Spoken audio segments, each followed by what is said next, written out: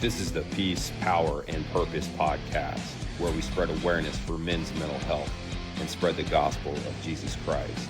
Be sure to like and subscribe on YouTube and Spotify. New episodes drop weekly. I pray you'll fill me with your Holy Spirit. I pray you'll lead this conversation, and I also pray that it will please you. You'll be able to reach those out there that need to hear your gospel and also raise awareness for the importance of mental health. Lord, I'm just blessed to be here tonight and to sit down and talk with Jeff. Thank you for this opportunity. I pray you'll bless him, bless his family, and just watch over this episode. It's in your most holy name I pray. Amen. Amen. Welcome back to the Peace, Power, and Purpose podcast. I'm your host, Steve. Tonight, I'm sitting down with a former Delta operator who's also an author, and he's the founder of Skull Game Solutions, an anti-human trafficking organization. We're going to talk about leadership, purpose, identity. Most importantly, we're going to talk about faith. Without further delay, Jeff Tiegs, welcome to the Peace, Power, and Purpose podcast, brother. Thank you very much for having me. You know, it's always interesting when you go through a bio. You didn't go through a lengthy bio, but you go through that bio and it feels like it's somebody else. This time when you kind of mentioned a couple highlights, I was like, I don't know what of those was harder.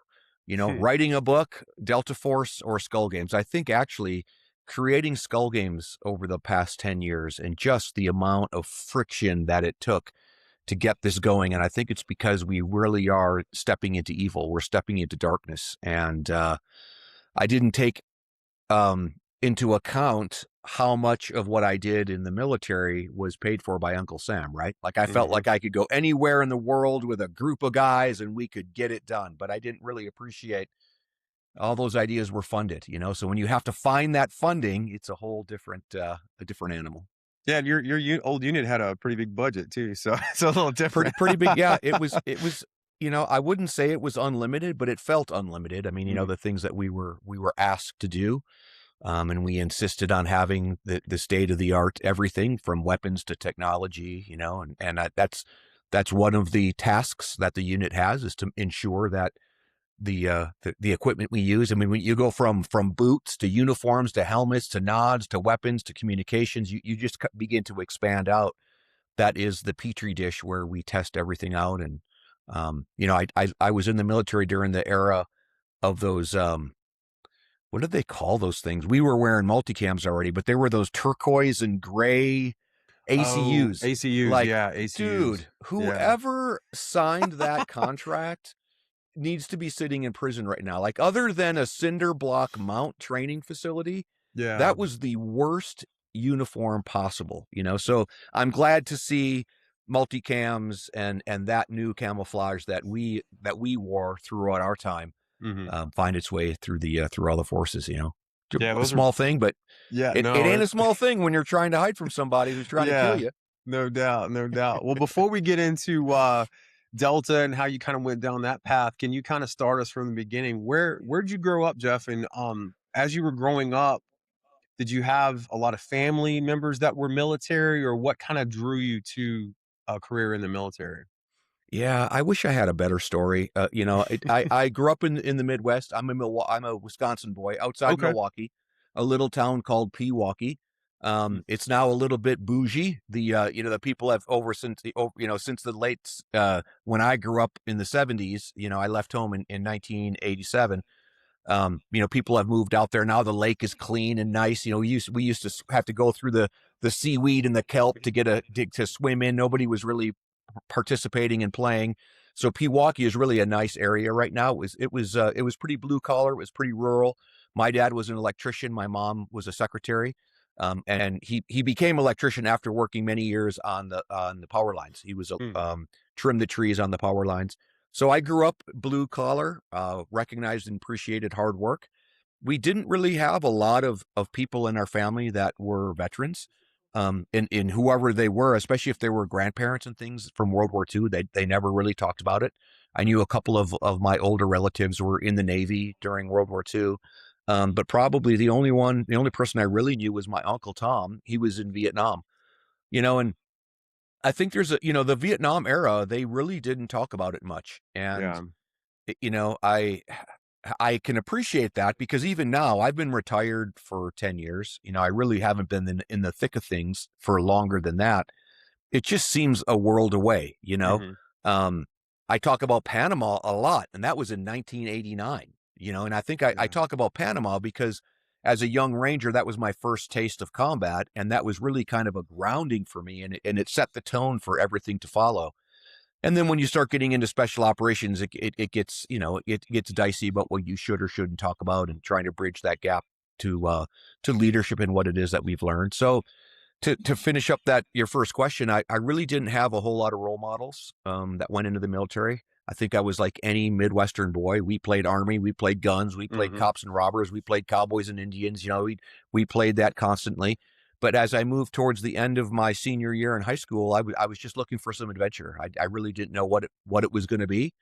And as luck would have it, and I've got a couple of different crazy stories on how I ended up there, but I ended up in the 1st Ranger Battalion at Hunter Nice. Army Airfield, just outside Savannah, Georgia. Nice. And that was a absolute culture change for me from being in the Midwest with the young men that I went through basic with and was trained. And then once I went to, that was at Fort Benning. And once I got assigned to Hunter Army Airfield, growing up in the 1st Ranger Battalion I am absolutely thankful.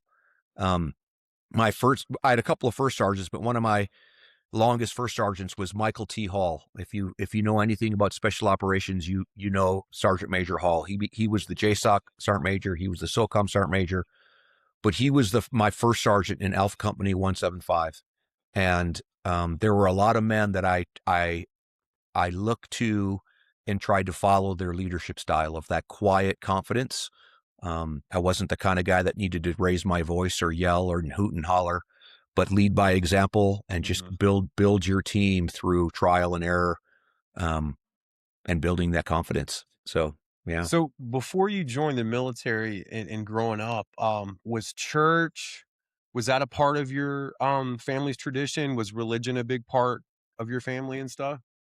it was absolutely intertwined with everything. It wasn't a separate piece of our life. Which Hmm. Sunday church, that's what you did on Sunday. Everyone Hmm. went to church on Sunday.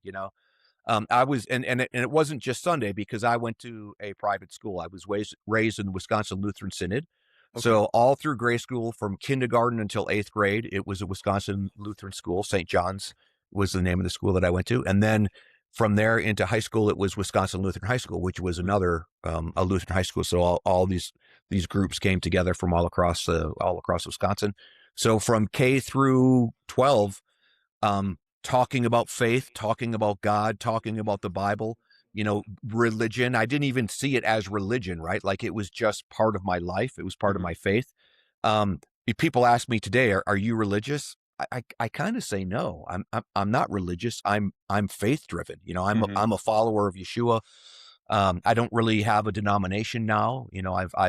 I've moved through all of these different, from Wisconsin Synod to Baptist to non-denominational. I look for churches that me and my family connect to. Hmm. And the season that I'm in now is built very firmly, just like I talked about my leadership and my identity as a man was built very squarely on the men that brought me up, the Christian leaders and those Ranger NCOs. My faith stands very, very firmly on just the very matter of fact discussion of the Old Testament, the Old Covenant, the New Testament, the New Covenant.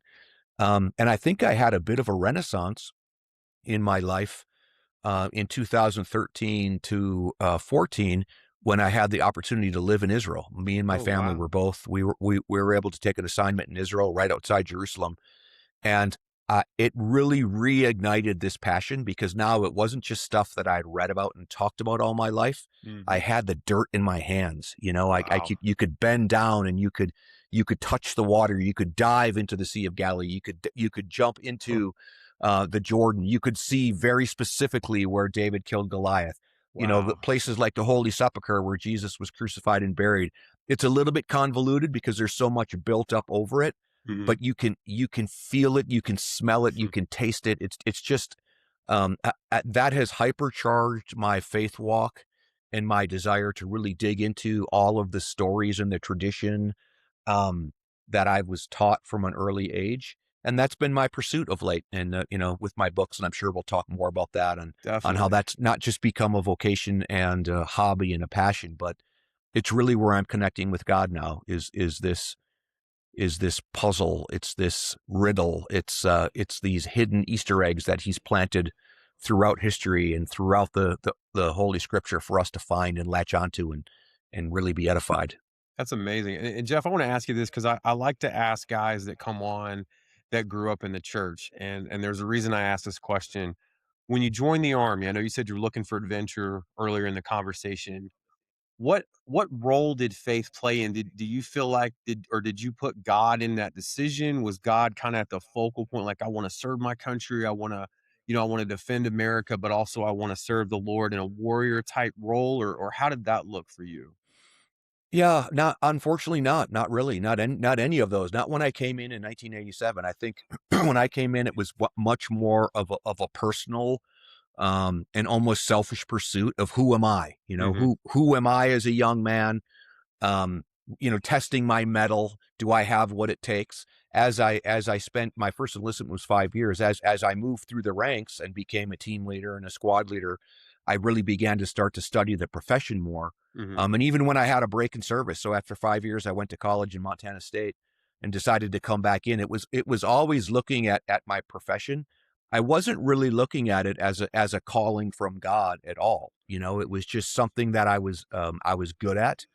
um, I wasn't too smart. I wasn't too dumb. I wasn't too fast or strong. I wasn't too slow or weak. I was just kind of that perfect guy right in the middle who could do a lot of things well and none of them so well that they drew me to other avenues and pursuits. And I think Mm. that's what a lot of Rangers are, a lot of special forces guys are, definitely the guys that are in Delta.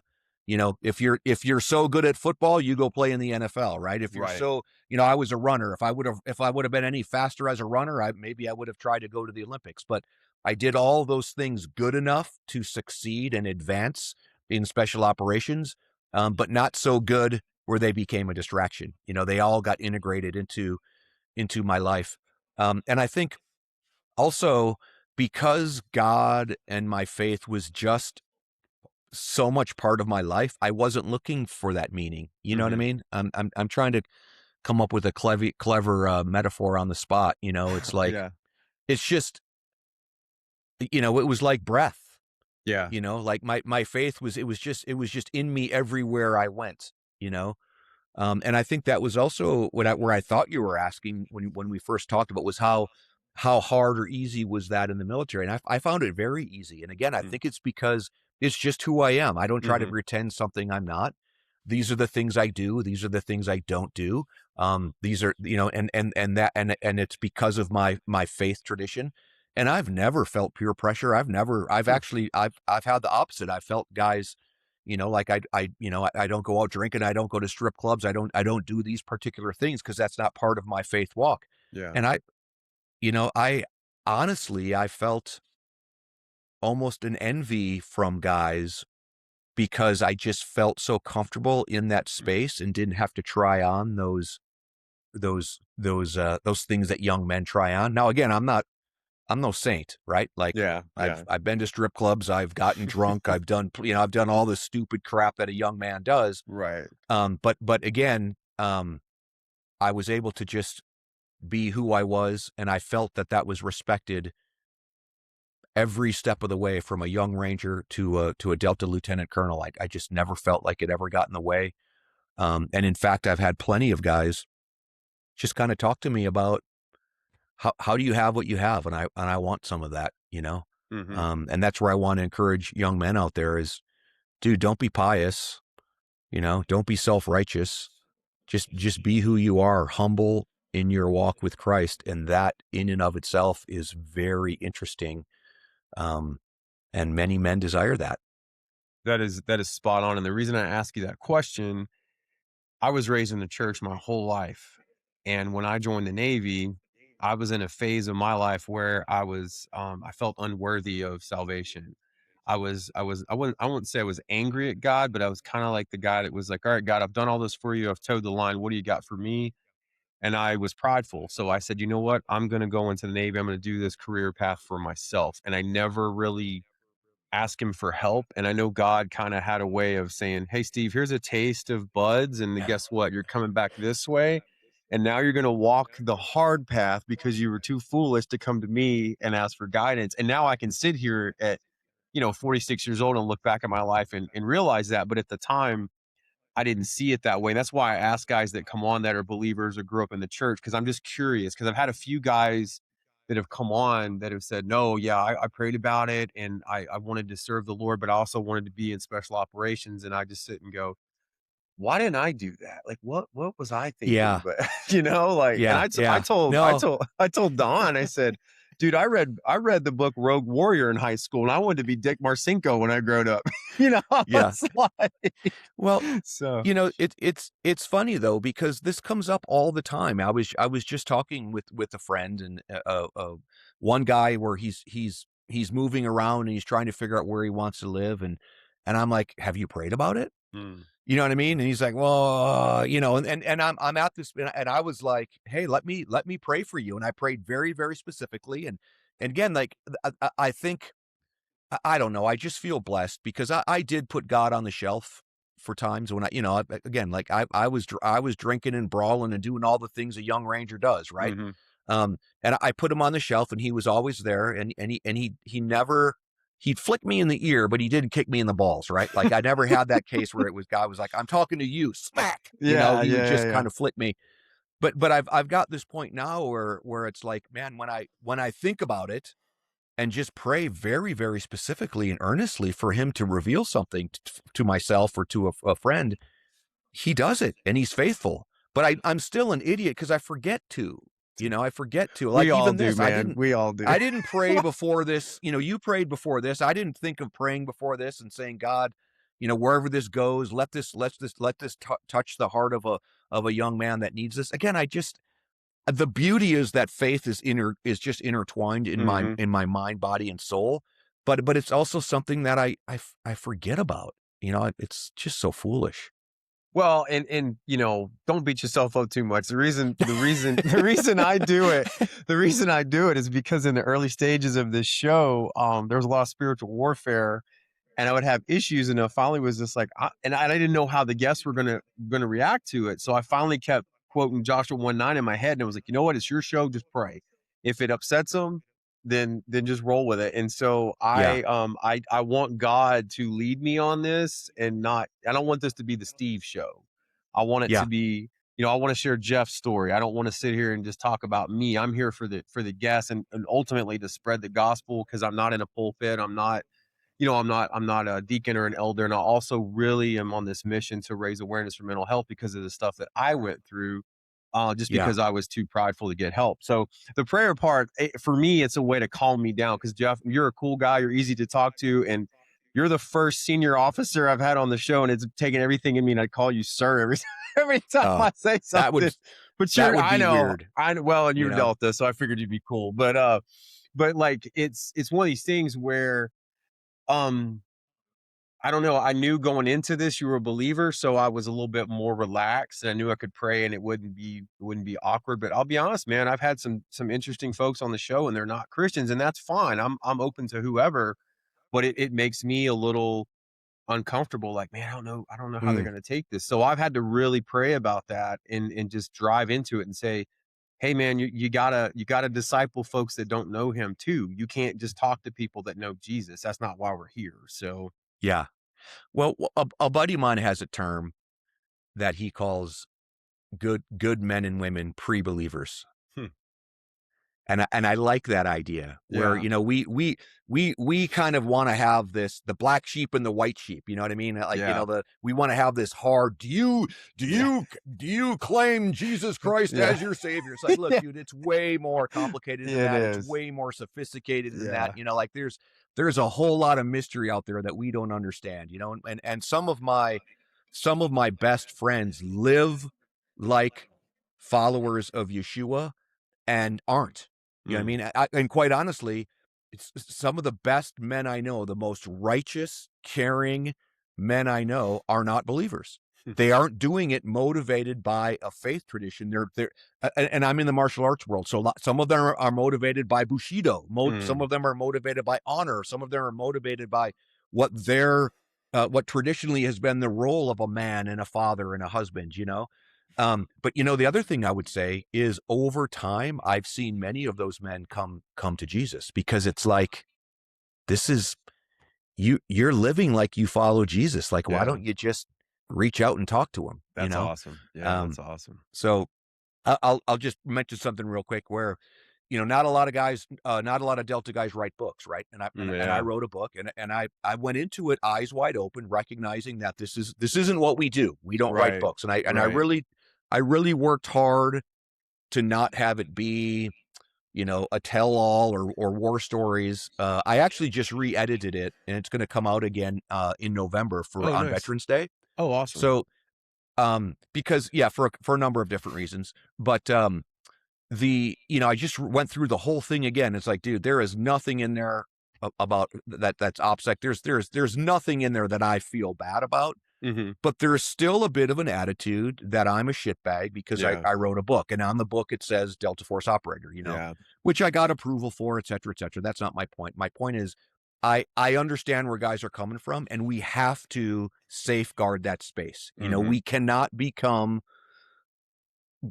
loud, brash, self-serving individuals in this sacrificial role as Navy SEALs, as Delta Force, as Special Forces. So I recognize all of that completely, and I took that risk, and I tried to walk that line as diligently as possible, with integrity, and to include these podcasts, not to speak out of line. But what I wanted to share with you is, over the years, I've had mates reach out to me that have read my book and want a piece of Jesus. Nice. I had a mate call.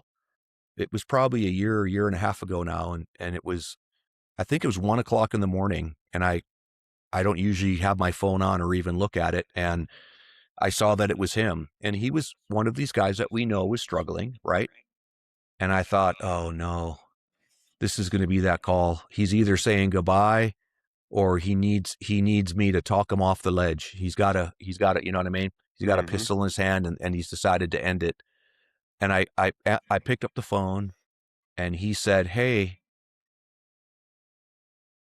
I'm in a bad spot, and I was going to call you." And he named one other guy, and he said, "Because I know you have something that I need, and it's Jesus. How do I get that?" Wow. And I was like, "Bro, it's so easy. You just ask him. You ask him into your heart. You ask him into your life." And we prayed right then and there. So again, I've taken a few of my licks in the community for writing a book, for going on podcasts. I would never sacrifice OPSEC or things that we shouldn't talk about. But again, I just wanted to share with you, the more of us that are public about our walk with Christ, more of us that are public about our struggles.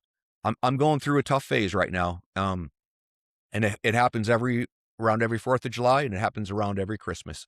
And if you talk to a lot of veterans, that's our cycle. I don't know what it is. I don't know if you've answered, if you've looked at a calendar, but many of us around the 4th of July, and many of us around Christmas, there's just something that catches up to us, man. The body keeps the score, Yeah, it does. It does. And we just go through these phases where I just feel sad, and I miss the guys that we've lost.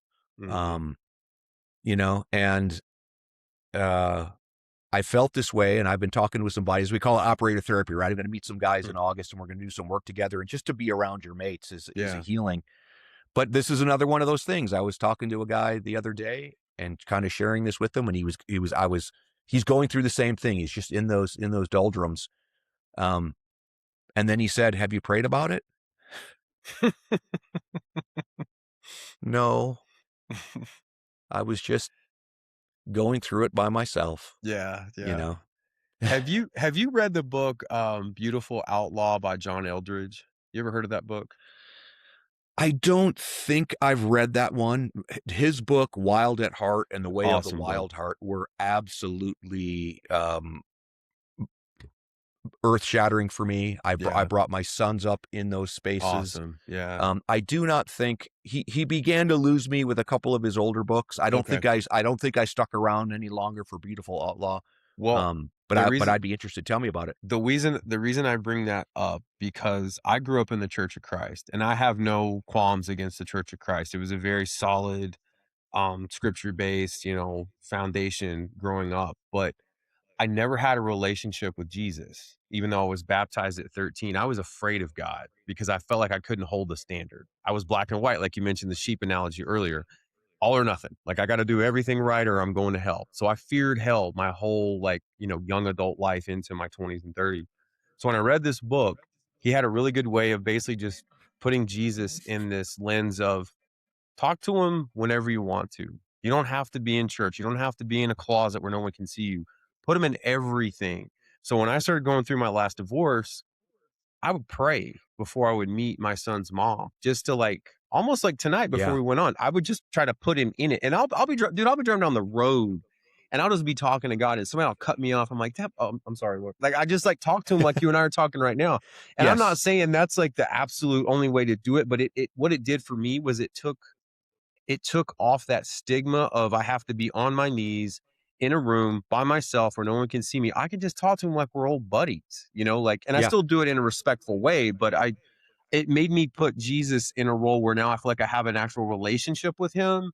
And it helped me understand hey, Steve, he died for you, but he died for everybody. And don't let the enemy get in your head, make you feel like you're not worthy of him because of your Yeah. past. Because I used to do that Yeah. all the time. That's why I would go on these spirals of, self-sabotage. So that book opened my eyes just because I had never seen it put that way before. Because the Bible obviously is amazing, but when you read it, I didn't get that from the Bible. So I got it from that Well, book. I was just introduced to that concept because that's how I live. Again, that's how I live too. I talk to God constantly, Mm-hmm. and I really don't even often set aside the prayer time. It's just a constant, which just like I've been married 37 years. Like my wife is a constant in my life. Yeah. But then who's the first person you begin to take advantage of Right. or take for granted, So Yeah. there's a beauty in the way we do it, but there's also a danger.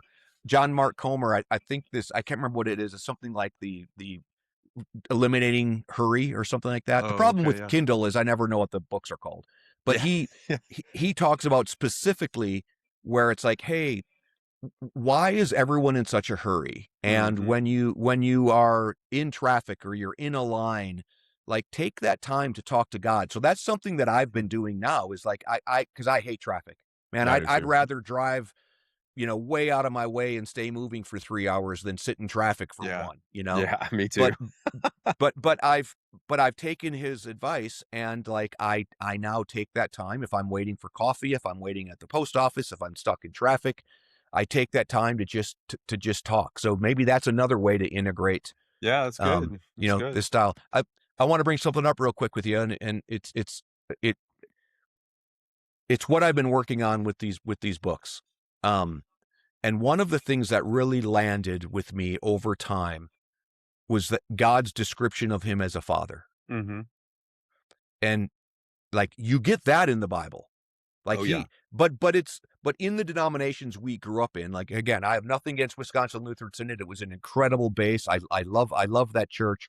But there's a little bit too much fire and brimstone. There's a little bit too much you're not following the 10 commandments. Mm-hmm.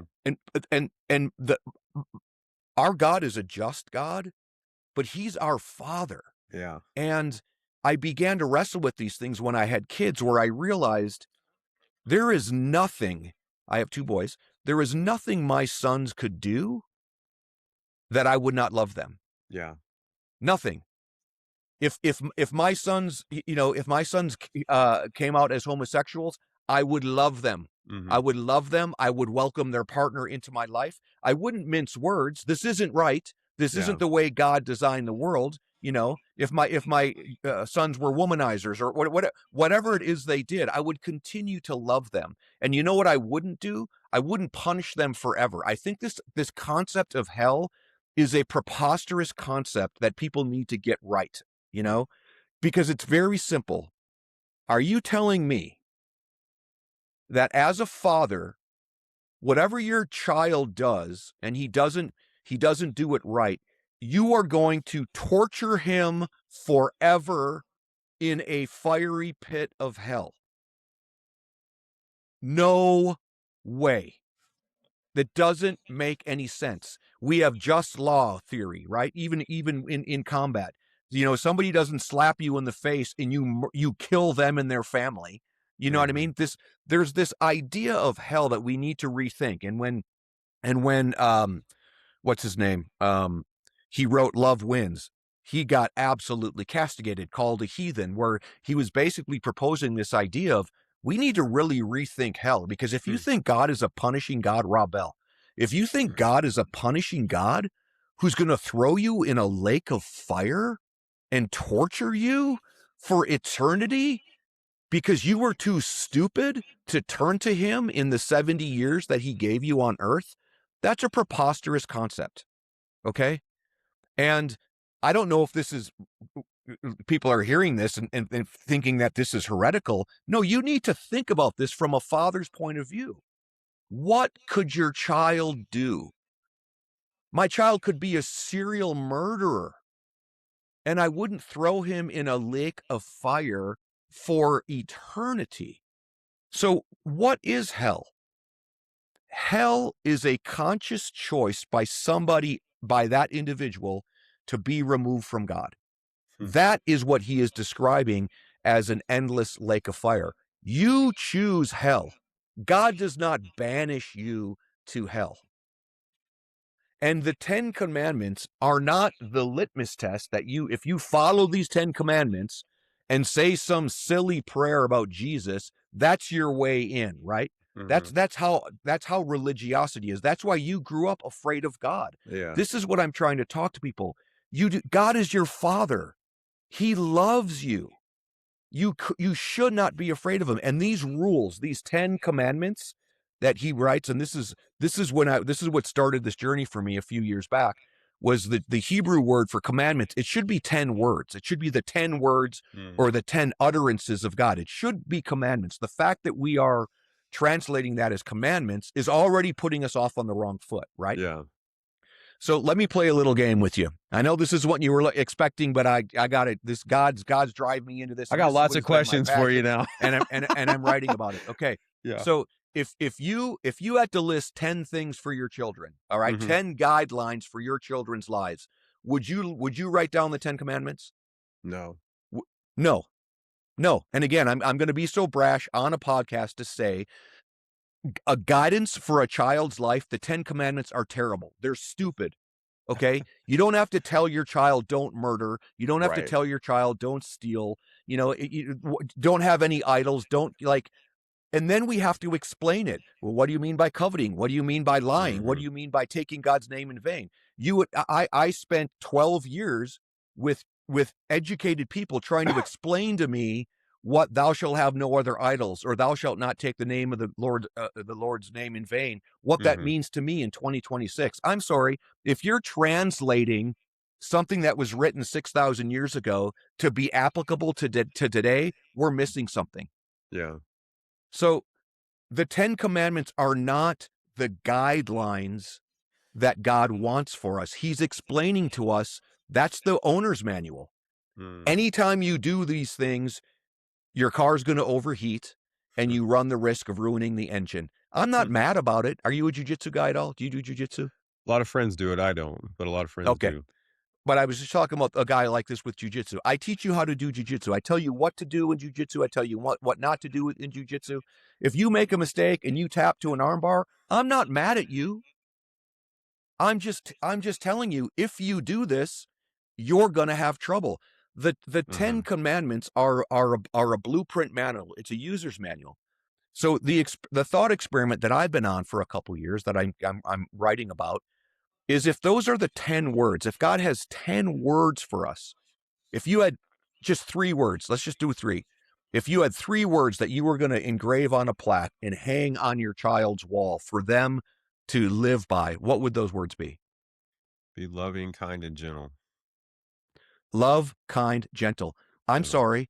Are any of those reflected in the 10 Commandments? Mm-mm. No. But when Jesus was asked, what is the most important commandment? He said, love the Lord your God with all your heart, with all your soul, with all your mind. Love your neighbor as yourself. He didn't Yep. point to a commandment because Jesus came to rectify all of the mistakes. Like we got the 10 Commandments so wrong. Jesus had to come and explain to us, no. You got them all wrong. I'm not here to say that they're not valid. I'm not here to say, every dot, every tittle I will fulfill. But what I'm telling you, that's not your father's point for you. Your father's point for you is this. And I started writing this. I'm working on it right now. And it's what would be the 10 words? What each one of those commandments, if I had to distill those into one word, what would that word be? And I was working on this for about a year, and I've been researching it, etc. And this is one of those cases that ties in with our walk with God. And I had these 10 words written down. And the very first word that God laid on my heart for the first commandment was attention. Attention or pay attention. And I thought that can't be right, because you wouldn't put the word attention on your plaque. This doesn't brief well. If I'm trying to explain to you that we need to look at these 10 commandments, not for what's written in the Bible, but for the spirit and the heart that's behind them.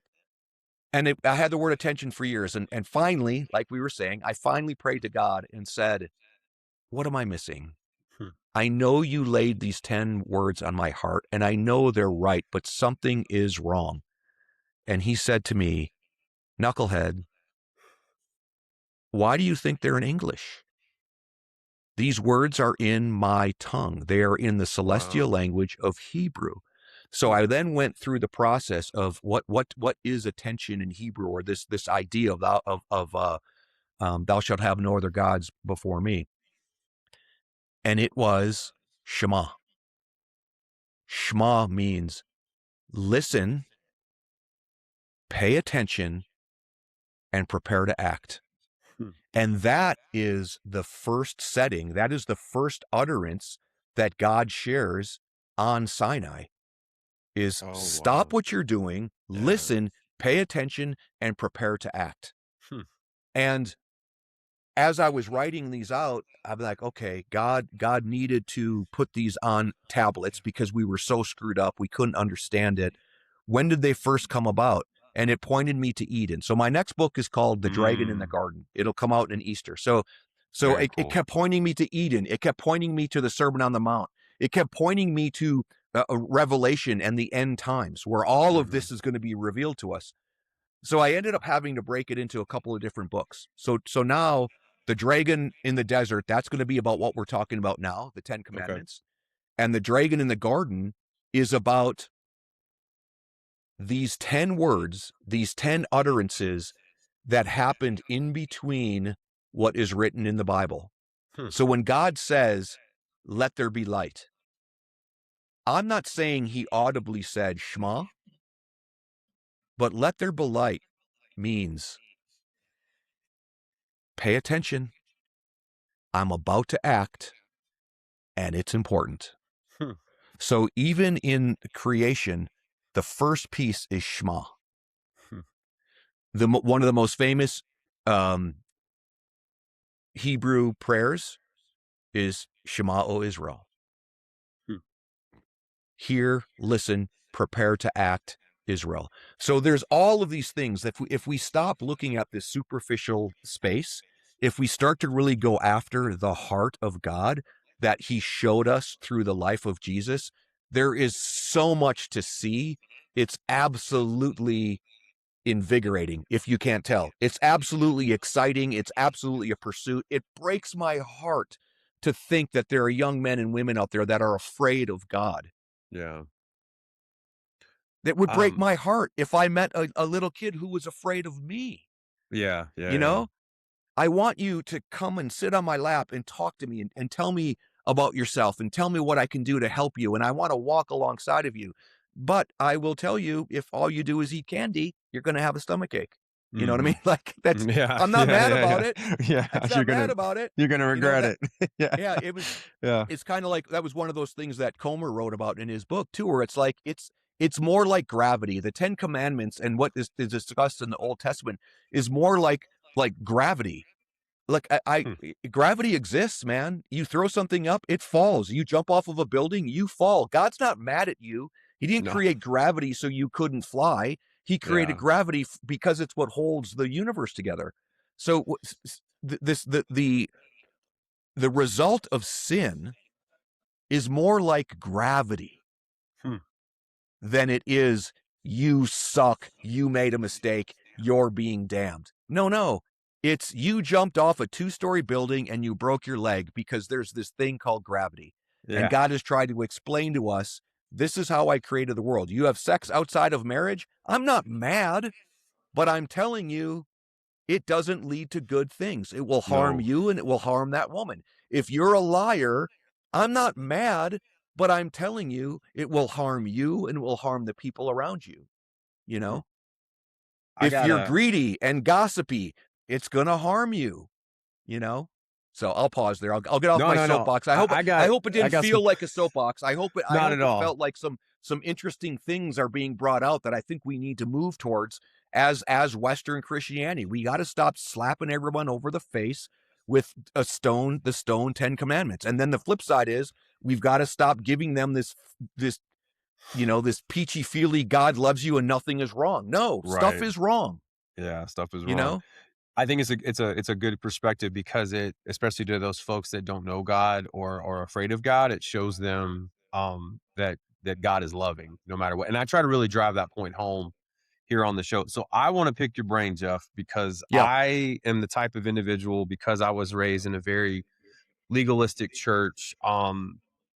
I enjoy hellfire and brimstone sermons because that Yeah. has always kind of kept me on the, well, now it does, on the right path, because I see it as I need to know. I don't want to glorify the enemy, but I need to know about the enemy. So I want to ask you, because you had an interesting take on hell. So I want to ask you, especially with your organization, the Skull Game Solutions. What's your take on spiritual warfare? Let's get into Satan and I want to hear more about hell. Can you kind of get into that a little bit? Yeah. So let's start right here and now. Um, Okay.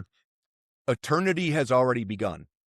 We are Okay. already eternal beings. This skin suit's going to go away. It's wearing out. I am already a creature that lives forever. Yeah, I agree. I You agree. know, and too often, especially in America, we think the goal of Christianity is to go to heaven. No, the goal of Christianity is to bring heaven to earth now. God has told us there will be a new heaven and a new earth, but that's Hmm. not the end. That's not the point. Like this isn't a now and then. Our Father who art in heaven, hallowed be thy name. Thy kingdom come, thy will be done now as it is in heaven. We pray that all the time, the Lord's Prayer, but we Hmm. don't think about our job is to bring heaven to earth now. Because you know what's here now? Hell. Hell is here right now. There are people that have chosen to separate themselves from the love of God. There are Yeah. people that have chosen to ally themselves with the spirits of darkness. The devil is Hmm. real. These demonic spirits are real. Hell and heaven exist here right now. They coexist. They're all intertwined. And at the end of days, God will tear that apart and there will be a separation between hell and heaven. But he isn't going to weigh you. He's not weighing your acts. He's weighing your heart and your soul and your love for him. You know what I'm saying? Yeah. Yeah. 100%. 100%. And the way I believe it as well is this idea of, let's say that I was a Muslim. Let's say I was Okay. born and raised in Islam and I live my 80 years and I die devoted to Islam. Hmm. Okay. When I get to heaven, or when I die, God's going to say, "Hey bro, you missed a lot. You missed a lot. Like, here's the Yeah. truth. Do Yeah. you accept the truth?" And if you say I accept the truth, you're going through those pearly gates. Because you and I are just on that continuum. When I get to the gates of heaven, I'm gonna have missed a lot. Okay, like what's a passing score? When what God tells you is there is no passing score. I don't grade on a curve. So No. that's the thing. When I say stop thinking about the 10 Commandments and beating yourself over the head with them, because that's not what they're meant for. It's also a higher standard. Because again, Jesus talked to the righteous man. He talked to the lawyer who said, I've kept the 10 Commandments. Mm-hmm. I haven't done any of those things. And Jesus looks at him and says, leave all your earthly belongings behind and come follow me. Couldn't do it. Because it's not the point. The point isn't following the 10 Commandments. Okay. Yeah. The point is giving your heart and soul and love to your creator, Yeah. So I'm not one of these guys who thinks there are going to be all sorts of different religions in heaven. In a sense, there will be a pivot. A Buddhist is going to have to disavow everything that they thought. Mm-hmm. A Muslim is going to have to disavow everything that they thought. You and I are going to have to disavow. Oh, wait a minute. Are you telling me Mary was actually holy? I didn't understand that. Can you accept that Mary was holy? No, I cannot accept that Mary is holy. And I'm going to be insistent on that and separate myself from God. You know what I mean? Like I'm just using that as a silly example, but well, no, I know. This is the thing that I see, Jeff. So in the area I live in Middle Tennessee, church is a big business here, man, huge business. And I'm just going to say this, I'm going to try to be very, professional with this. Satan does not sell tickets. So the prosperity gospel is alive and well in Middle Tennessee. I have a huge problem with that because that would be like me joining the military and thinking, oh shit, I just got deployed. We have an enemy. What are you talking about? Like, I thought everybody loved each other. We're over here to hand out flowers and build bridges and crap. I don't understand that. I see it as you and I are doing something right now on this podcast that the enemy hates because we're talking about the Lord. And there's so many people out there in this world, and that's a generalized statement, that are obsessed with, me. I want mine. I want to get mine. And they don't know how to say, hey, you know what? Like you just put it beautifully. It ain't about us, man. We're here to spread the gospel. We're here to honor God. And so my issue with like church hurt, dude, is huge here because of stuff like this.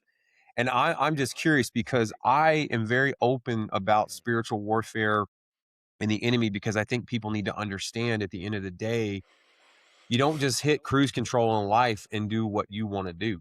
You got to put God in everything you do, and he can't make you do that, but that's what he wants from us. And so that's why I wanted you to kind of, cover the enemy and talk about things, because yes, this world is evil. And I say this a lot. You either follow Christ or you're a fan of Christ, because it's easy to say, yeah, I know Jesus. He's a cool dude, but I'm going to go over here and do my thing. Well, I tried my thing, brother, and it didn't work. And and what I what I think what I would want to ask, and I'm actually going to a men's event in Cincinnati this weekend to speak, and I'm gonna think about this first, but I think the question is, do you believe in Jesus? My question is, what are you doing to usher in the kingdom of God right now today? What are you doing? Oh, you go to church every Sunday? Oh, wow. Big whoop. What do you do after that? Watch football? Oh, you tithe? Big whoop. You know what I mean? Like, what are you doing to usher? Yeah, people are checking a box because they think they're the end zone. The end result is I get to get into heaven. No, dude. Yep. Heaven is now. Hell is now. What are you doing to hold back hell and advance heaven? That's what we're here for. And millions of Christians aren't doing jack shit. Mm-hmm. One of my favorite books of all time, C.S. Lewis is probably my favorite author, but Screw Tape Letters, man. Yeah. Screw Tape. I mean, it's just, people are absolutely apathetic. Mm-hmm. You know? Yep. And I love that you're bringing this up, because I wanted to tie in even tonight, just the Christian masculinity and what the world perceives a Christian. Let's be honest, Jeff, like Delta, I mean, come on, like that right there. And that you love Jesus. When I was in high school, if I would have seen that, I'd be like, wow, you can love Jesus and be in Delta Force? Like, that's insane. Like, seriously, because growing up, My father he's a good dude, man. He's like the old school Christian, but I saw that as, I just kind of saw it as dorky, you know? Yeah. I wanted to be I wanted to be a badass, and I thought being a badass meant drink, fight, and the other one. You know what I mean? Like, I thought that's what that meant. And so I think the world needs to hear more guys with your background talking about Christ, because at the end of the day, you don't have to look like Ned Flanders to follow Jesus. And that is what I think we get sold on a lot, because we're being attacked. You know, they want us to shut Well, up. I'll take a step further. You shouldn't look like Ned Flanders. Again, it's not look. You shouldn't act like Ned Flanders. No, you know what I mean? no, yeah. Every man is put on this earth to do something to further the kingdom of Christ. And what Mhm. all of us have done, what all of us are tasked with, is protecting that which God has entrusted us. 100%. You know, so this, as I was working through the 10 Commandments, it kept pointing me to Eden. It kept pointing me to Eden. And that's that's the book that I'm working on. But here's also where I arrived. Okay, I'm gonna do another little thought experiment with you. What was the first sin? The first sin you want to is from original sin or from man, which be a So little bit more Adam and Eve. I'm sorry. Let me give you the setting. We're in the Garden of Eden. Okay. The very first sin. What was the very first sin? Disobedience. Disobedience. Okay. So that's a good answer, you know, and maybe some people could say pride. So I would say pride from Satan's side of the house, because he fell, but from Adam and Eve, I would say disobedience, because Eve obviously listened to the stupid snake. But okay, but so disobedience. But now we're going to continue to drill down. So who was first? Who disobeyed first? Adam or Eve? Eve. Okay, I know what you're going to say. You set me up. I knew you were going to say. I knew you set me up, dude. I knew what you're going to say. Because No, Adam always takes the fall. So here's the thing. This is again trying to recognize and understand and thinking about this. And this is the beauty of having been born and raised in the church. I don't have to. Are Adam and Eve real? Yes. Was the Garden of Eden real? Yes. Is the devil real? Yes. Is the story of the devil tempting Adam and Eve and getting them to sin real? Yes. I don't have to wrestle with all that. I'm beyond all that and digging into this deeper meaning. So my next question for you, I'm setting you up again, is just forewarned. When the devil was speaking to Eve, where was Adam? He was standing right beside her. Good man. So that's the point. He was standing right beside her. All right. Stayed quiet. So and that was the first sin. Dropped the. Oh, I see. I got that you. I'm tracking. I'm tracking. Adam's responsibility was to protect Eve. So here's I'm gonna lay this out for you a little bit. So the word that's used, and I don't have the pronunciations great. It's nachish and tanin are these two words that are often referred to as a devil is referred to. Nachish is the snake. But it more characterizes like deviousness and slyness and lying and sneakiness. But we envision this creature as a snake. Again, when you see the artistry, it's a cute little snake hanging in the tree talking to Eve. Yeah. I don't believe that, because but the devil, as we go through scripture, is described as a dragon. When we get to Revelation, is the devil a snake? No, he's a dragon. He's a dragon. So I believe that this creature that sidled up to Adam and Eve looked like a dragon. It was being sly and talking like a snake and being smart. So now again, you're Adam, and you're standing there with your beautiful naked wife, and a dragon comes rolling up. I'm going to say he swam up. Okay, I'll get back to that. I never thought of that. This sea dragon swims up, and he starts talking to your wife and convincing her that there's more out there for her and she should ask for more. And if she eats this fruit, she's going to have all this knowledge. And you don't say a word. Who sinned first? Yes. I did. Yes. I didn't love and protect God's woman. And what would have happened if you would have said, honey, let me take it from here. And you punched that dragon right in the nose. Yeah. So we wouldn't be here today. We wouldn't be here today. Yes. We'd be in heaven. Right. So the fall happened with Adam. And if you look at scripture, Scripture continually says, by one man sin entered the world. Yeah, you're And right. again, this is my thing, Steve, where we're like, You're you know, right. like back when we were in grade school, they're like, well, you know, but when they say man, they're talking about all mankind. It's like, no, they're not. They're One talking dude. about man. They're telling you Yeah. that by one man sin entered, and his name was Adam, and the second Adam, whose name is Yeshua, Jesus. released us from all of that. Yeah. So Adam is the one who sinned first, and then it goes on from there. What if Eve would have eaten the apple, and Adam would have said, oh, wait a minute, honey, whoa, what's happening here? And she says, I'm sorry, and he says, I forgive you. Now what? I think it'd still be there.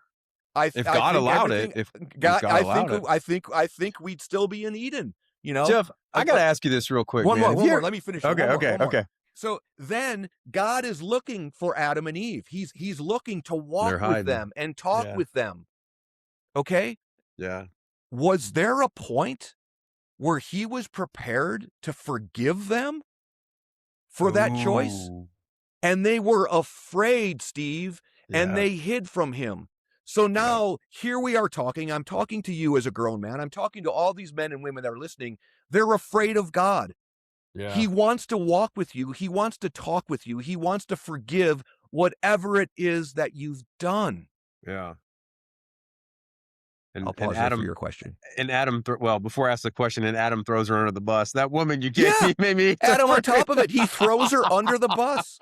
So when we look at the world today, okay, we have this incredible imbalance of roles and duties and responsibilities. Men have completely abdicated their roles. Women have completely evolved their roles to act like men. We don't know we don't know up from down, sideways from left. You know, men in the space that I work in, men are predators. We are absolutely predators on these women. We don't have enough women protecting them. It is absolutely upside down. And it goes back. This is Edenic. This goes back to the first sin. Men, are you protecting your women?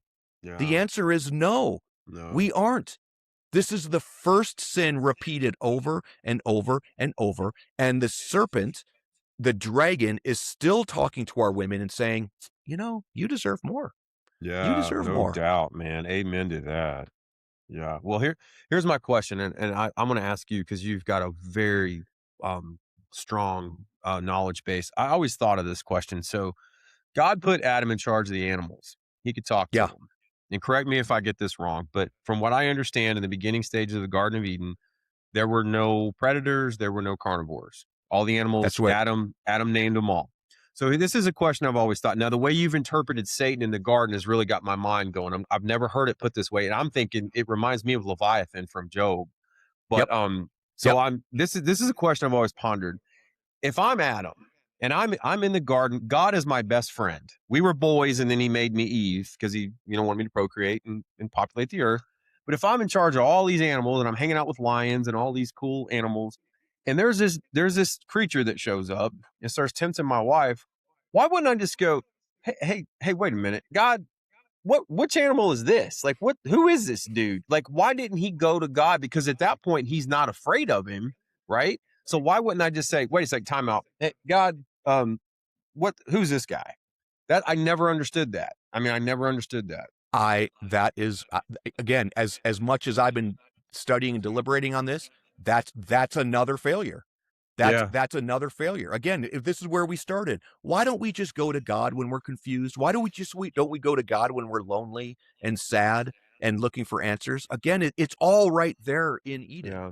You know, so let me back up one thing too, because so as I've been working through this, one of the last chapters that I worked on is, again, it's the Hebrew word for rib that we use as rib. It usually isn't described as rib. Rib is kind of quaint, right? Like, oh, woman came from my rib. Again, and now that becomes that hierarchy. You know, like, I'm a man, you came from my rib. Shut up.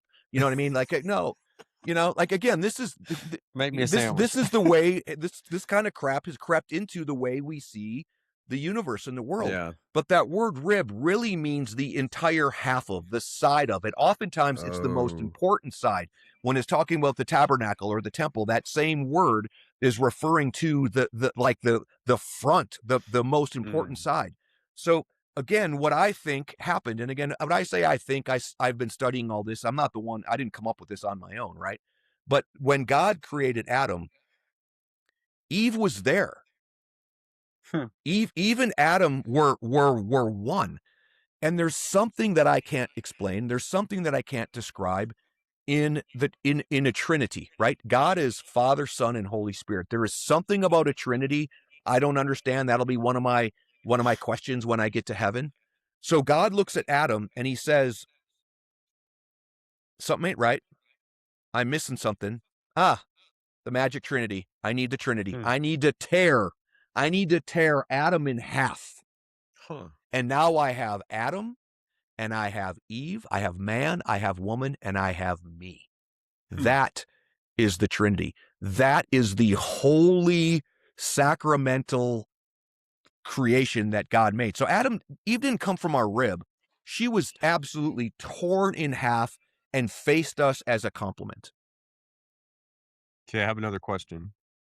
This is from my no, seriously, this is from my my wonderful 8-year-old son Jacob, because we have deep conversations.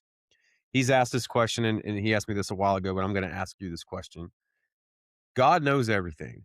God is in control, right? And just for the audience, Satan only operates because God allows it. He does not have the power to do whatever he wants. So God knew what would happen in the garden, right? Why did God introduce Satan into the picture if he knew that was going to happen? Yeah. That's a really, really hard one, right? Yeah. No kidding. Especially when a kid asks you that. But now I'm going to go back to fatherhood. Okay. Right. So you've watched your 8-year-old start to do something. Let's say he's walking on the monkey bars, right? He's walking on top of the monkey bars. And you're looking at him going, he's going to fall. He's going to fall. Yeah. And you decide as his father that you either let him learn the hard way where he falls and sprains an ankle, or he kind of falls and catches himself, but you give him the free will to learn through that experience. Figure that's where you're going with that. So that doesn't answer the question of God knows that you're going to fall. You know what I mean? Like he knows you're going to catch yourself, so it doesn't quite answer it, but it's getting close. Here's my analogy. Here's my other answer for you. And this is kind of my cop out, but I like this answer. We're talking about eternity. Okay. So who cares about 10, 15, 20,000 years of suffering? Yeah. It's eternity. Does that make sense? It's kind of like when you're a little kid and you're like, oh, hey, we're not going to be able to go on vacation this month like we planned. We're going to have to wait till next month. And the kid's like, an entire month? I have to wait an entire month. And to us, it's like, what's a month? What's a year, dude? Like, if I said to you, hey, man, let's do this again next year, you'd be like, cool. But a kid can't even fathom a year. So like what we're talking about, epoch, we're talking about eternity. It's just a blink in the eye. We're just such little creatures that are so self-centered. We think all of this is so important. No, it's laid over this fabric of eternity. And especially if you recognize and understand, and this is going back to the space I work in, these women and children that are being sexually abused, how does God let that happen? And I'll tell you how. Because they will have a mansion for eternity. You and I will knock on their door and say, can I come in? Because what they suffered in this earth, in this hell on earth, this imperfect heaven, they will be redeemed and rewarded later on. I'm glad you said that. I'm glad you said that. All those things make sense to me because again, as a father, like this is how you would do it for your kids. I'm sorry, guys. I'm out of work. We're going to have to go live in a car for the next 6 months as I get back on my feet. But as soon as I make it, I will buy you a house. And if I make it even doubly, I will buy you 2 houses. You know what I mean? Like we already have this embedded in fatherhood. Yeah. And it's a shame that so many people blame God for so many things when they don't look at it from a different perspective. They don't see the world as evil, right? They say, why would God allow this to happen? Why would God do this? But they don't look at it from the other side of the coin. And you just put that in a really good way. Thank you for sharing that. Well, and you know, I'll throw a couple more analogies at you. Okay, I'm going to stick with jujitsu. Jujitsu is very, very hard. Yeah. Yeah. The only way you get good at jujitsu is to suffer and to get Mhm. your ass beat for years upon years upon years. How do you build muscle? You build Workout. muscle by breaking it down. Yep. You build muscle by suffering. You know, Yep. how do you build your mind? It's, you know, so we already have all these things that we recognize. How do I build my cardio? I have to go suffer. I have to go run. I have to ride a bike. You know, how, you know, Mhm. so we already understand how creation is made. Yeah. Suffering, it's jujitsu is not suffering to me because I love it. Right. Lifting weights isn't suffering to you because you love it. Right. But to somebody else, it's Suffering. it's torture, you know? So Yeah. Yeah. I think there's a bunch of aspects that we can pluck and pull, but let me answer your 8-year-old. I don't know, buddy. I don't understand it. Yeah. You know, Yeah. it's a mystery. Let me finish up my piece here, because you did glom on to this idea of Satan being a dragon. You Yeah. mentioned Leviathan and Mhm. coming through the water. So I've also it's never landed with me where people are, Satan was a serpent, and a serpent used to have legs and God took his legs off, and that's why he's now gonna drag himself through the dirt. Yeah. Okay. Again, I believe that the devil who spoke with Adam and Eve was in the form of a sea dragon, a leviathan, something that Mhm. came from the deep. And when God punished him, he dragged him out of the water Hmm. onto the land.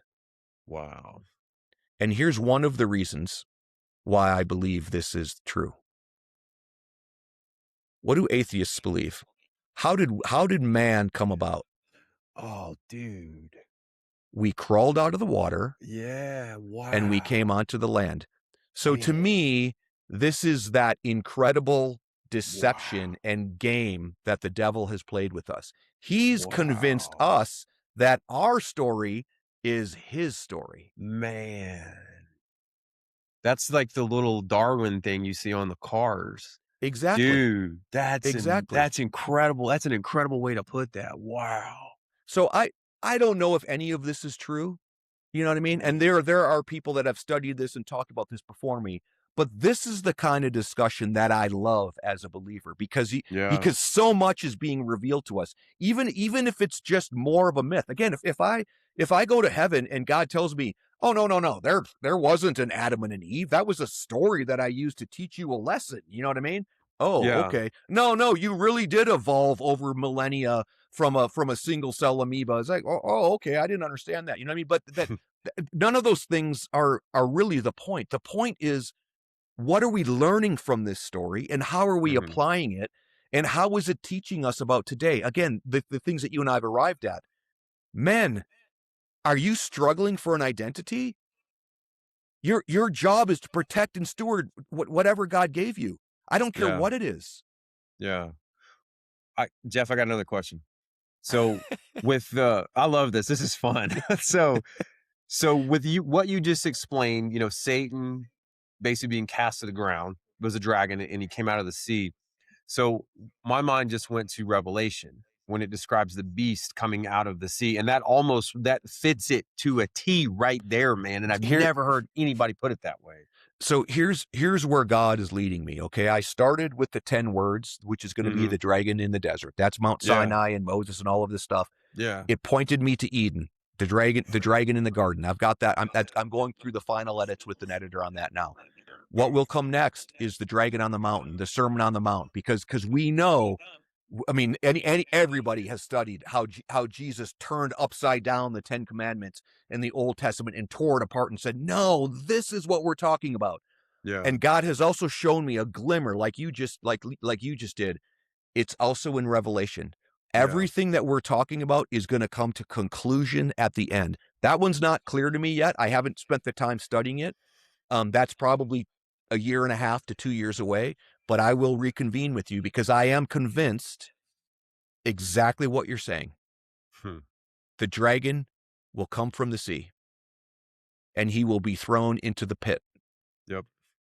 And all of this stuff. So we see this symmetry. And again, that's why I love to call God my father, but I also love to call him the author because he has written this story and he's written it from Eden through Sinai, through the Sermon on the Mount, all the way to Revelation, all the way to us today.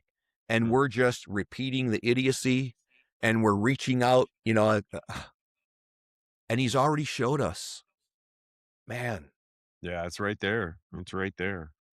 That is incredible. I'm so glad you shared that because I've never heard it put that way. Like you just blew my mind. Like I've never heard it, but it makes perfect sense because I've heard, the story that Satan had legs and then he was cast to his belly. And I was like, and even my son has a little like kid's Bible when he was younger, and it shows like a dragon figure. And it's like, well, why does that snake have legs? Like that doesn't make any sense. But now it makes perfect sense. And bro, when you look at all of mythology, and when you look at all of these ancient carvings of Mesopotamia and Assyria, what do all these creatures look like, man? That's right. Yeah. They're dragons and man-dragons. So that was one of the things where I kind of had two concepts. It's like, okay, maybe it was a winged creature and it flew in and God took away his wings. But as I kind of prayed about this and looked at this symmetry of the sea and Leviathan and Revelation and all of these things. And then again, that whole Darwin thing plopped in my head where I'm like, oh, wait a minute. Yeah. Well, but also on the flip side of that would make sense why so many people idolize him because of how you're explaining how he comes out, because there's so much in our culture that puts Satan, like for lack of better words, the throne.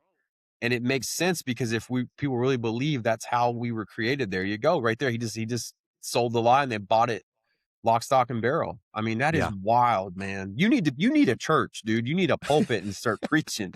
Like I'm trying to get these thoughts on paper in books, and then I want to speak about them. This is really where I want to go with Skull Games. The team that I have is running everything, so this is kind of my next phase of life, is to run Skull Games from a strategic point of view as its president, but really start to explore this and try to tie all of these worlds together. Cause I have seen a lot of evil, and it doesn't scare me. And I almost feel, again, it's a tough one to tell an 8-year-old. I almost think it's necessary because you don't know what light is until you know what darkness is. 100%, man. 100%. I agree with that. Well, can we talk about Skull Game Solutions a little bit? Like just to kind of educate the audience. Like I know you've kind of talked about it some, but can you kind of highlight it a little bit for everybody? Yeah, this is a straight up pull the special forces model out of the military and into the civilian space. So the motto of the special forces is de oppresso liber, to free the oppressed. Rangers lead the way was the Rangers. To free the oppressed was special forces. Oppressors beware was Delta Force. I didn't even know that one when I was in Delta Force. You don't see anything. Never heard that. Yeah, and I don't know if it's informal or what, but again, it's one of those things. It feels right because special forces is to free the oppressed, and then Delta Force, which was created. This is one of those things I tell people. An A team is you have an A team in special forces. You have the B team, which supports the A team, and then you have the C team, the company. So you have an A, B, and C team, so to speak, in special forces. Well, we needed a D team. We needed a Delta team. We needed a Delta Force that was tasked with counterterrorism. So Delta Force is a special forces organization. It gets confused, and I think the Ranger or the Special Forces Regiment, we kind of kept them at an arm's length. It almost became like a glamorized Ranger battalion. You know what I mean? Like you get a little bit older as a Rangers, you go into Delta Force. No, it's Special Forces Operational Detachment Delta.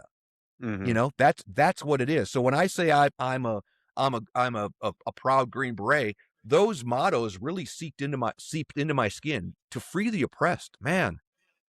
That's what our role is. That's the Special Forces motto. but that's what every man's role is to free the oppressed. And some of us are also to deliver justice. The oppressors Yeah. beware. Okay. That isn't for everybody. That's not for, is it Ed Flanders or Ned Flanders? Whichever. And Ned Flanders. it's not, Simpsons. The Simpsons. yeah, it's not for Ned Flanders. He's No, it's not supposed to usher in justice, but he is supposed to No. free the oppressed in whatever way he is uniquely designed by God to do. So I took that idea of free the oppressed, Mm-hmm. and I was looking for a new enemy. I was afraid of losing my identity that I began refining and developing at 17 years old when I came in. And again, I was a ranger, I was a soldier, I was special forces, but somewhere along the way, I really began to understand myself as a protector. You know, the reason I'm so aggressive against Al Qaeda and ISIS and Taliban is those men, those devils, need to be taken off the earth because I'm protecting the regular people. You know, the reason I'm so aggressive in my work in special operations is because there are Army, Navy, Air Force, Marines, Coast Guard on the ground, shitting in bags, living here for a year, and I have everything at my disposal to fly over them and precisely surgically target these devils and take them off the earth. So that was what I was into. That was what I was working through. But what I recognized and understood was this whole machine that got you there, these enablers, you know, and largely the intel apparatus, and how we had mastered operations and intelligence fusion and how one fed the other. And as I was looking to get to retirement, I wasn't asking God. I wasn't praying. He just flicked me in the ear and said, I want you to look at sex trafficking and do something about it. I was like, what? So I started to dig into it and looked at this model that we use, by, through, and with. So at Skull Games, we work by, through, and with law enforcement, just like a Special Forces Green Beret. And actually, in my tenure in Delta Force, we weren't just doing hostage rescue and assault and commando stuff.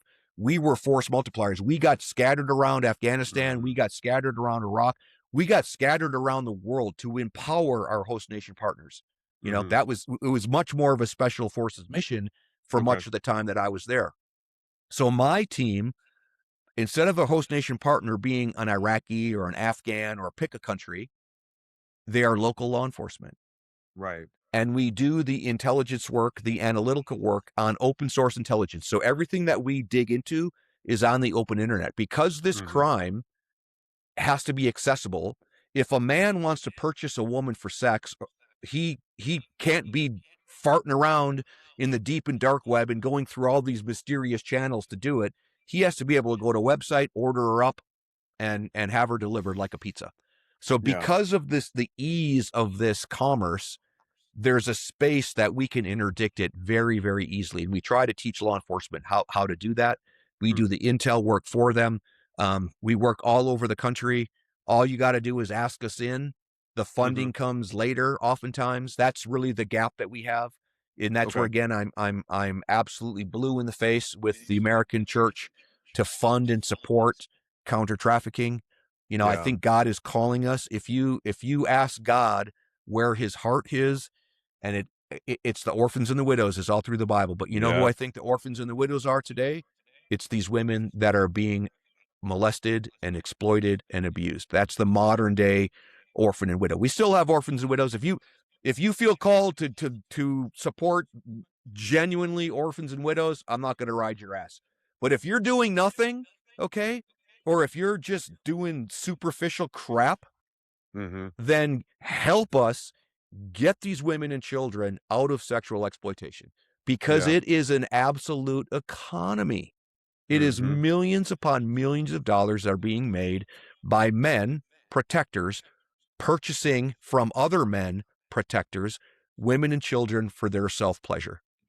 That just doesn't sit right with me. And we are ready and prepared to scale this as rapidly as we can.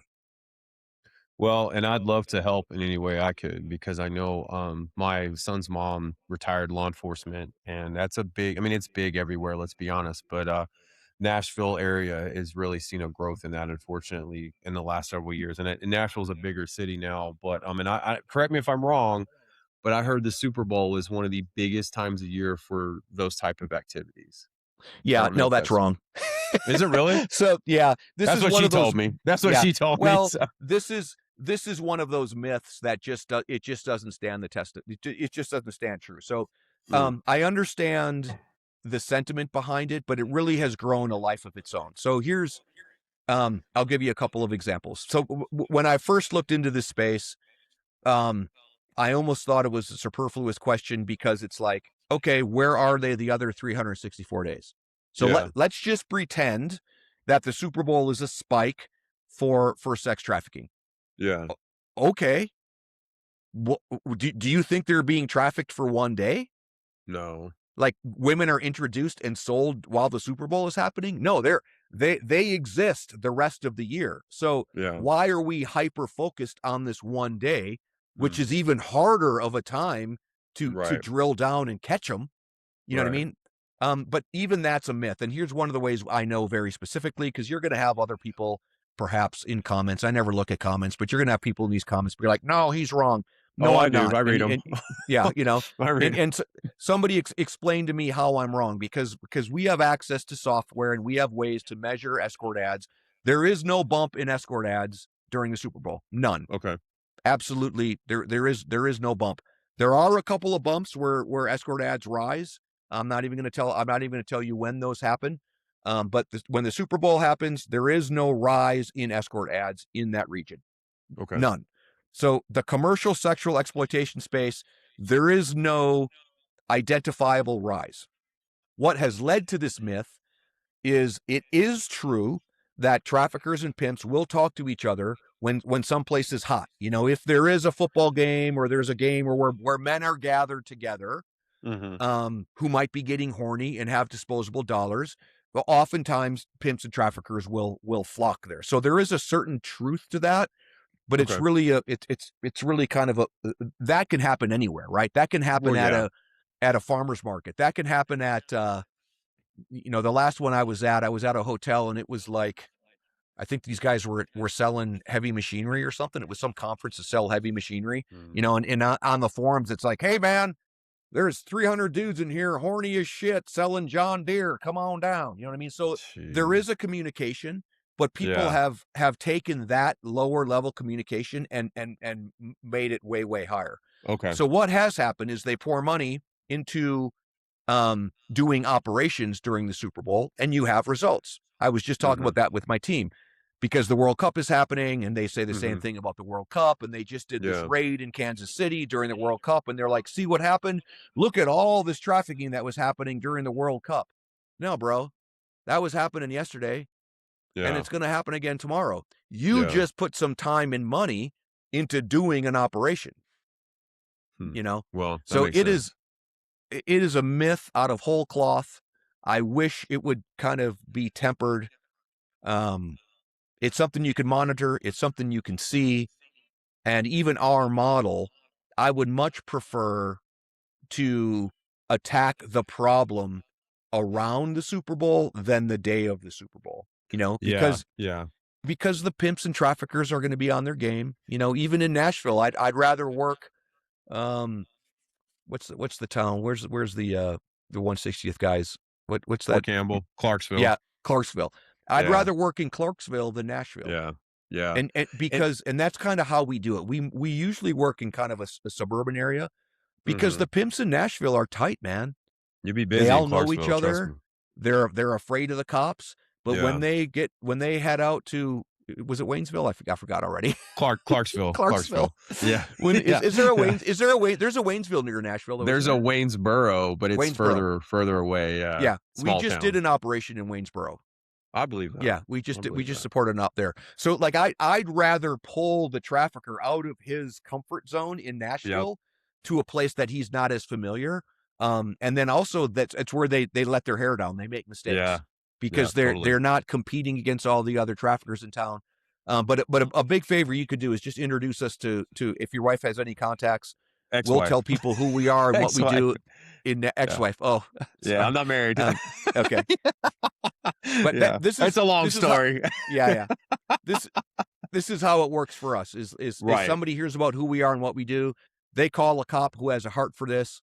We show them what we're able to do, and it just kind of snowballs from there. Okay. I have a good friend that works. He's a lieutenant down in the town south of me in Spring Hill, Tennessee, and Yeah, he does something very similar to what you guys are doing for the department. But yeah, yeah, he's a really good and dude. But and dude, we're hundreds of volunteers that have been trained and vetted to support that guy. So I don't okay, care how nice. good he is, man. Let us help you in that OSINT Yeah. realm. We can really expedite things and dig up some stuff that would take him a long time to figure out. Well, Jeff, I want to ask you this. Let's circle back real quick. Let's talk about the Army for a second. You said you had a break in service, and obviously, you told me earlier you're Lieutenant Colonel. I saw it in your bio. So when you went through selection, were you an officer? Were you a commissioned guy going through Delta We, selection, or were you still enlisted? yeah, yeah. No, I was enlisted for 5 years, and then I went through ROTC. So Okay, but you went through Delta selection as an officer. yeah, I was a captain or major, I think, somewhere. Wow. Yeah, Okay. something like that. Okay. Yeah. Okay. Yeah, Very usually, cool. usually officers, because you have to have a successful company command, they call it.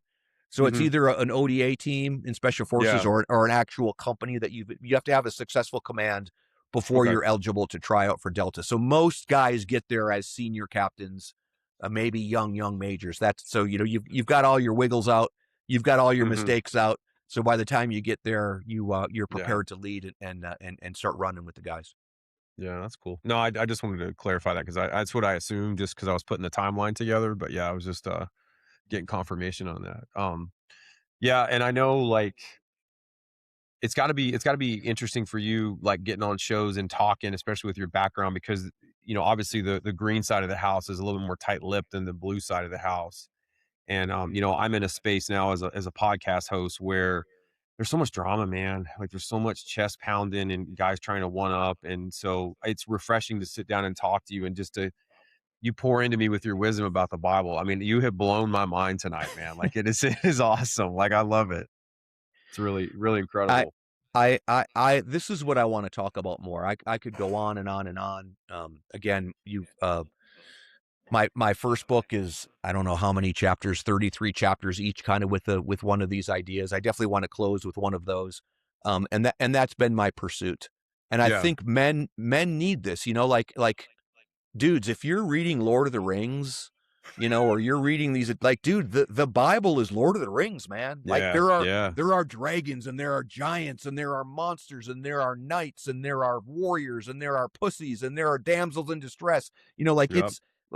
it's the greatest story ever told, Yep. but it's written kind of weird, and the author, God, he he makes you work for it. Mm-hmm. He does. You're He right. makes you work for it. Is there I always ask guests this, is there a favorite scripture or one that just jumps out at you that you want to share with the audience?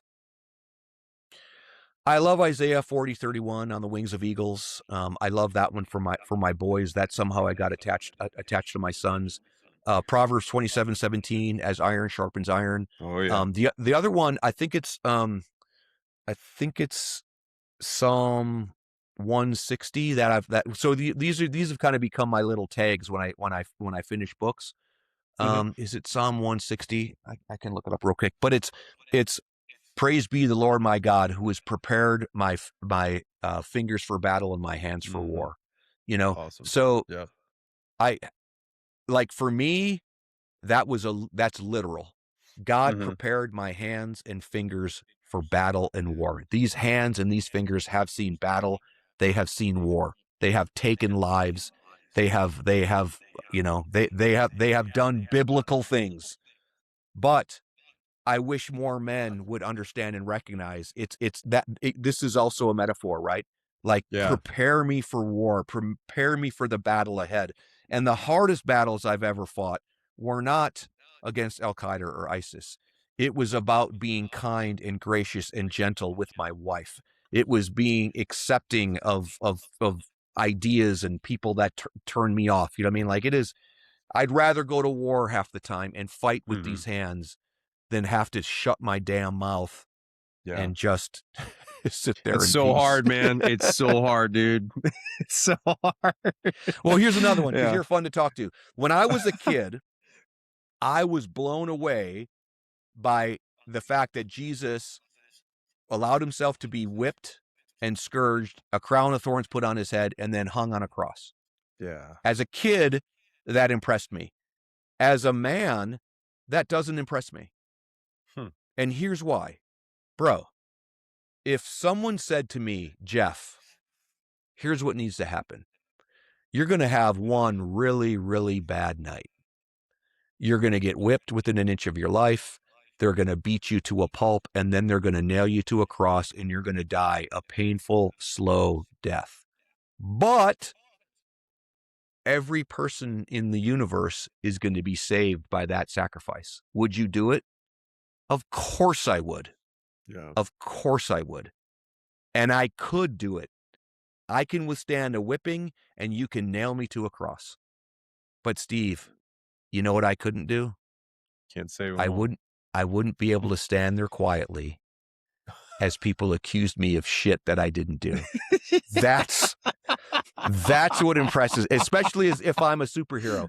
That's so like that. So the fact that Jesus stood there and all these idiots came up and they accused him of stuff, and in his mind he's going, I could blink my eye and stop your heart right now. Smoke them all. I could snap my fingers and you could be a poof of dust. And he chose not to do that. He never said, because again, this is the thing, because it's one of those things again. Jesus was quiet. The only person he really talked to was Pilate.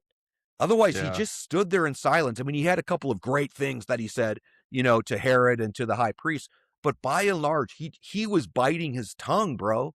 And I'm telling you, you know what I'm saying? Like, I can look at you, and I know you can take a whooping, and I know you can take a cross hanging, and you can die with honor.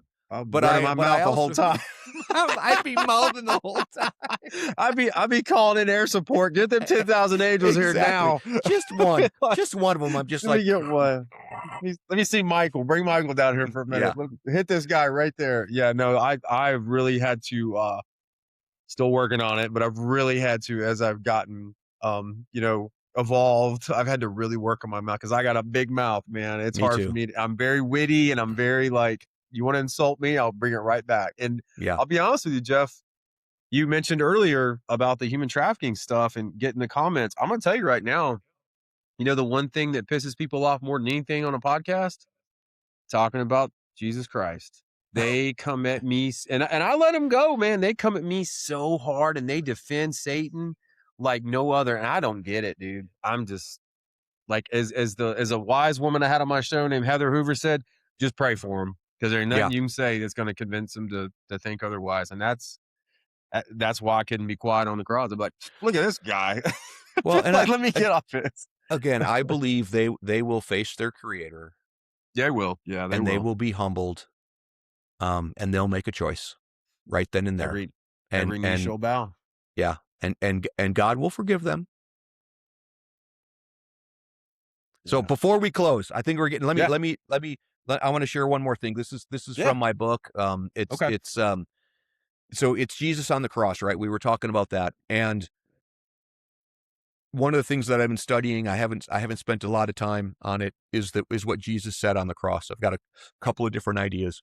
But one of the things that he said was, "It is finished." It was one of the last things that I think it's the second to last. He says, "It is finished," and then he says, he commends his soul up to God. Again, depending on the book, the gospel, they're switched around in order sometimes. So, "It is finished" in Greek, which Jesus spoke mostly Greek and Aramaic. Greek, it is finished, is tetelestai. So when Jesus is on that cross and he says tetelestai, that is a word that is packed with meaning. Tetelestai, when an artist finished its work of art, a sculpture or a painting, and he stepped back and said, this is my art. This is what I leave for the world. Thank you for tuning in to the Peace, Power, and Purpose podcast. Be sure to ring the bell at the bottom. Subscribe to the channel. New episodes drop every week. We're also on Spotify, Amazon Music, and Apple Podcast. Jeff, thank you so much, man, for coming on tonight and just sharing your knowledge. I am just still blown away by this episode, man. I've got a lot of studying to do, but I really appreciate your time tonight. But I want to drive this point home again though one more time. Look at the guys in high school right now, right? The guys that are 16 to 18 years old, they're thinking about joining the military. They're playing Call of Duty. They're watching these podcasts with these big name guys on. They're hearing about all these cool operations and the sexiness. You're here tonight with your background. Everybody knows what Delta Force is nowadays, right? You're the top, you're top tier. They hear you talking about Jesus. That holds more weight, in my opinion, than anything else anyone can share on a podcast. And the reason I say that is I'm looking back at my life as a high school kid. I knew all about the jobs. I read the books. I knew who Charles Beckwith was. I knew who Doug Brown was. Doug Brown wrote a letter for, I knew all these things. I did not hear men talk about Jesus that did the jobs that I made an idol out of the SEAL teams. And God said, you know what? That's not for you, my friend. And I made peace with it. It took me 15 years, brother, 15 years and getting sober to understand that was not my path. But I want more guys out there that are considering joining the military to understand like Christ is king and you can be a protector, a provider, and a real man and follow Jesus. You don't have to be this worldly guy that society's trying to cram down everybody's throat. Because I think more young guys especially need to hear that stuff, you know? Jeff, it's been an honor. Thank you so much for coming on tonight and sharing your wisdom. I really appreciate your time tonight, man. God bless you, man.